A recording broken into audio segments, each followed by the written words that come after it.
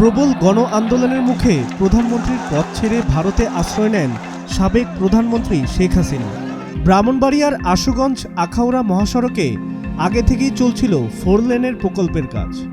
সেখানে কর্মরত ছিলেন 360 ভারতীয় কর্মী। শেখ হাসিনা সরকারের পতনের পর ভারতীয় ঠিকাদারি প্রতিষ্ঠানের কর্মকর্তা কর্মচারী ও শ্রমিকরা নিরাপত্তাহীনতার কারণ দেখিয়ে কাজ বন্ধ করে চলে গেছেন। এতে বন্ধ হয়ে যায় প্রকল্পের নির্মাণ কাজ। শেখ হাসিনা সরকারের সাথে ভারতের সুসম্পর্ক ছিল, ফলে দেশের বিভিন্ন প্রকল্পের ভারতের Exim bank line of credit LOC ঋণ দিয়েছে। এর মধ্যে দ্বিতীয় এলওসির মাধ্যমে আশুগঞ্জ আখাউড়া সড়ক 4 লেনে উন্নীত করার প্রকল্পের কাজ শুরু করা হয়। ভারতীয় ঋণপুষ্ট প্রকল্পের নিয়ম হল ভারতীয় ঠিকাদার নিয়োগ দিতে হয় এবং ভৌত প্রকল্পের 65% পণ্য ও সেবা সে দেশ থেকে কিনতে হয়। একনেকে পাশের পর 2008 সালে ভারতীয় ঠিকাদারি প্রতিষ্ঠান এফকনস ইনফ্রাস্ট্রাকচার লিমিটেডকে নিয়োগ দেওয়া হয়। প্রকল্পের 3টি প্যাকেজের সবকটি বাস্তবায়নের দায়িত্ব তাদেরকে দেওয়া হয়। করোনার কারণে 2019, 20 ও 2021 সালে তেমন একটা কাজ হয়নি। 2022 সালে প্রকল্পটির কাজ পুরোদমে শুরু হয়। স্থানীয় প্রকৌশলী ও শ্রমিকদের পাশাপাশি 300-র মতো ভারতীয় নাগরিক এই প্রকল্পের কাজ করতেন। প্রকল্পের ব্যবস্থাপক জানান, নিরাপত্তার কারণে ঠিকাদারি প্রতিষ্ঠানের সব কর্মী ভারতে চলে গেছেন।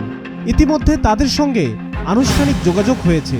তারা জানিয়েছেন ভারতীয় হাইকমিশন থেকে নিরাপত্তা সংক্রান্ত সবুজ সংকেত পেলেই কেবল কাজে ফিরবেন তারা। এদিকে 2017 সালের 5 নভেম্বর আদানি পাওয়ারের সঙ্গে বিদ্যুৎ উন্নয়ন বোর্ড পিডিবি চুক্তি সই করেছিল। 1496 মেগাওয়াট বিদ্যুৎ কেনার ওই চুক্তি সইয়ের সর্বোচ্চ গোপনীয়তা অনুসরণ করা হয়। চুক্তির খসড়া মন্ত্রণালয়ের বিদ্যুৎ বিভাগে এলেও তা পিডিবিতে পাঠানো হয়নি।